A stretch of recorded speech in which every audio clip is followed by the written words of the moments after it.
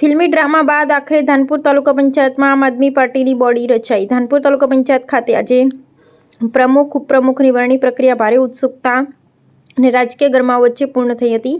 દિવસભર ચાલેલા ફિલ્મી ડ્રામા અને રાજકીય ખેંચતાણ બાદ અંતે આમ આદમી પાર્ટીના ઉમેદવારની નામની ચિઠ્ઠી ઉછળતા સોનલબેન અલ્કેશભાઈ ભુરિયાનું નામ જાહેર થયું હતું। આ સાથે ધાનપુર તાલુકા પંચાયતમાં આમ આદમી પાર્ટીની સત્તાવાર બોડી રચાઈ ગઈ છે। ધાનપુર તાલુકા રાજકીય ઇતિહાસમાં પહેલીવાર આમ આદમી પાર્ટી પોતાનું પરચમ લહેરાવતા કાર્યકરો અને સમર્થકોમાં ખુશીની લાગણી છવાઈ ગઈ હતી।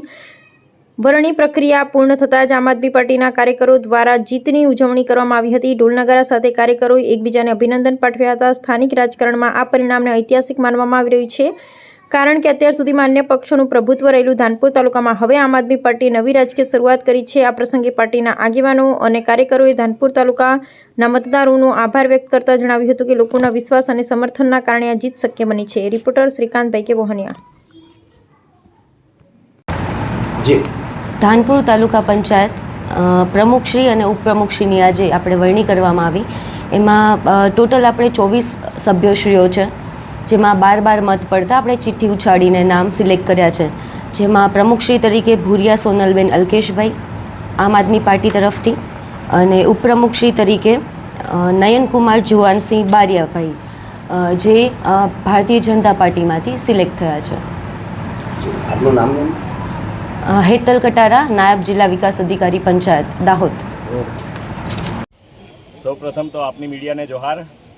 અને આજનો દિવસ એટલે ધાનપુર તાલુકા પંચાયતની અંદર આજે પ્રમુખની જે વરણી કરવાની હતી, એમાં આમ આદમી પાર્ટીના સોનલબેન અલ્કેશભાઈ ભુરિયા જેઓ પ્રમુખ તરીકે વરણી થઈ છે, અને આ બદલ તમામ ધાનપુર તાલુકાના તમામ આમ આદમી પાર્ટીના કાર્યકર્તાઓ તેમજ આમ આદમી પાર્ટી સાથે રહેનાર તમામ મતદારોને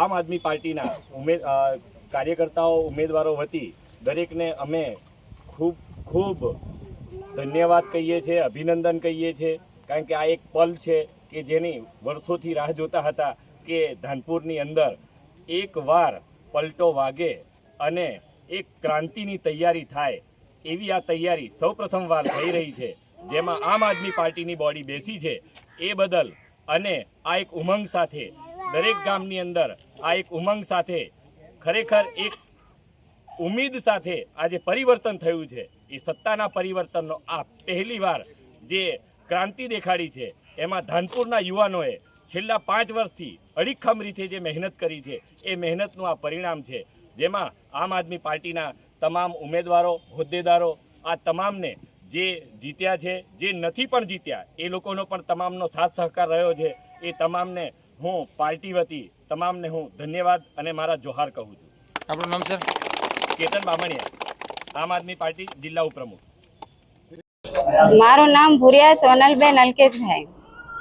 આજે તાલુકા પ્રમુખ જે તાલુકામાં ચૂંટણી ઉપપ્રમુખની ચૂંટણી થઈ, એમાં બંને સભ્યોના એક સરખા મત હતા, તો એમાં ચીઠી ઉછાળીને મારું નામ નીકળ્યું અને મને પ્રમુખ બનાવ્યો। એમનો ખૂબ ખૂબ આભાર માનું છું આમ આદમી પાર્ટીનો।